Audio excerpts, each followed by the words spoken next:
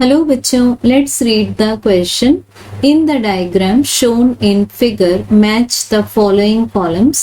Take G equals to 10 meter per second square.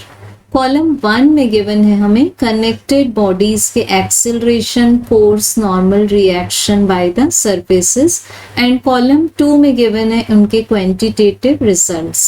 तो similar paragraph हम study कर सकते हैं NCERT 11th part 1 page number 101 पर। सबसे पहले यहाँ फाइंड करना है हमें एक्सेलरेशन। अगर हम इस बॉडी को एक कॉमन बॉडी के फॉर्म में रिप्रेजेंट कर दें जिसका टोटल मास है 6 kg।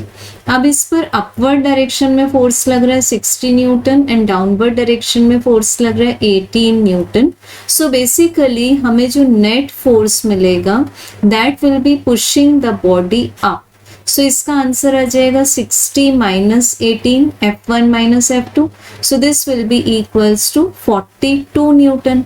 तो हमें जो एक्सेलरेशन मिलेगा पूरे सिस्टम का common acceleration that will be F net minus any opposite force to F net divided by the total mass. ठीक, अब हम लोग देखते हैं कि क्या यहाँ कोई भी अपोजिट फोर्स प्रेजेंट है। तो इसके लिए सबसे पहले तो हम इसका वेट वर्टिकली डाउनवर्ड शो कर देते हैं विच विल बी 60 न्यूटन और यहाँ एंगल ऑफ इंक्लाइनेशन गिवन है हमें 30 डिग्री, दिस इज 30 डिग्री। अब जब हम 60 न्यूटन को दो कंपोनेंट्स में ब्रेक करेंगे दिस इज ऑल्सो 30 डिग्री। तो हमें ये जो कंपोनेंट है परपेंडिकुलर टू द प्लेन उसका आंसर मिल जाएगा 60 cos 30 degree and this component which is parallel to the plane is 60 multiplied by sin 30 degree. यहाँ से हमें ये मिल जाता है एक अपोजिट फोर्स। तो 60 sin 30 डिग्री का आंसर होगा 60 multiplied by half, it means 30 in newton. अब हम इसको पुट कर सकते हैं 42 minus 30 divided by the total mass is 6 kg। तो हमें एक्सेलरेशन का आंसर मिल जाता है 2 मीटर पर second square which is the SI unit. तो अगर हम चेक करें entry A in column 1 acceleration of 2 kg block, it will be 2 SI unit. तो हमें A का आंसर मिल जाता है entry 3 in column 2. Now entry B is net force on 3 kg block. तो 3 kg ब्लॉक पर नेट फोर्स लगेगा 3 multiplied by its acceleration. Acceleration आ चुका है 2, तो हमें नेट फोर्स का आंसर मिल जाएगा 6 न्यूटन जो कि कॉलम 2 में कहीं भी प्रेजेंट नहीं है। तो B का आंसर आ जाएगा हमारे पास में 4। A का 3, B का 4। अब है हमारे पास entry number C, normal reaction between 2 kg and 1 kg। तो इसके लिए हम चेक करेंगे कि मान लेते हैं 1 kg पर रिएक्शन फोर्स लग रहा है R1 जो कि एक्सर्ट कर रहा है 2 kg ब्लॉक। अब 1 kg ब्लॉक के लिए जो नेट फोर्स होगा that will be 1 multiplied by A and it is in the upward direction. और इसका अगर हम फ्री बॉडी डायग्राम चेक करें the weight is vertically downward which is 1g। अब 1g को हम दो कंपोनेंट्स में ब्लॉक करते हैं, this angle is 30 degree. This will be 1g cos 30 degree and the component which is along the plane is 1g sin 30 degree.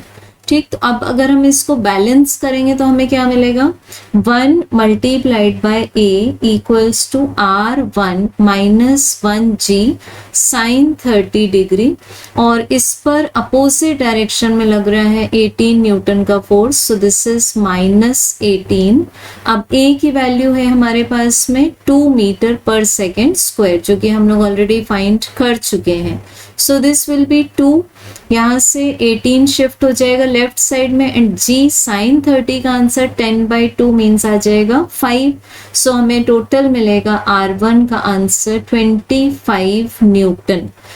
हमारे पास में C का आंसर आएगा 25 SI यूनिट। तो C का आंसर आ जाएगा हमारे पास में चॉइस नंबर 2 इन कॉलम 2। अब चेक करेंगे हम entry D, normal reaction between 3 kg and 2 kg। तो मान लेते हैं 3 kg पर 2 kg वाला ब्लॉक लगाता है, नॉर्मल रिएक्शन इज R2। सो अब जब हम 3 kg का फ्री बॉडी डायग्राम कंप्लीट करेंगे, this weight will be, weight आ जाएगा हमारे पास में 3g। अब इसका एक component which is perpendicular to the plane will be 3g cos 30 degree and the component which is along the plane is 3g sin 30 degree। और इस पर जो नेट फोर्स लगेगा that will be 3a और upward direction में force लग रहा है 60। सो हम इसको लिख सकते हैं 3 मल्टीप्लाइड बाय a की वैल्यू है 2। This will be equals to, we can take it as 60 minus R2 minus 3g sine 30 degree. अब g साइन 30 डिग्री का आंसर मिल जाएगा हमें 5, because g is 10 and sine 30 degree is half. So हमें R2 का answer मिल जाएगा यहाँ से सॉल्व करने के बाद 60 minus 15 minus 6 which is equals to 39 newton, जो कि किसी भी चॉइस में प्रेजेंट नहीं है। तो हमें D का आंसर मिल जाएगा 4। सो हम इस ऑर्डर को जब चेक करेंगे 3 4 2 4, so we get correct answer as option 4। Thank you.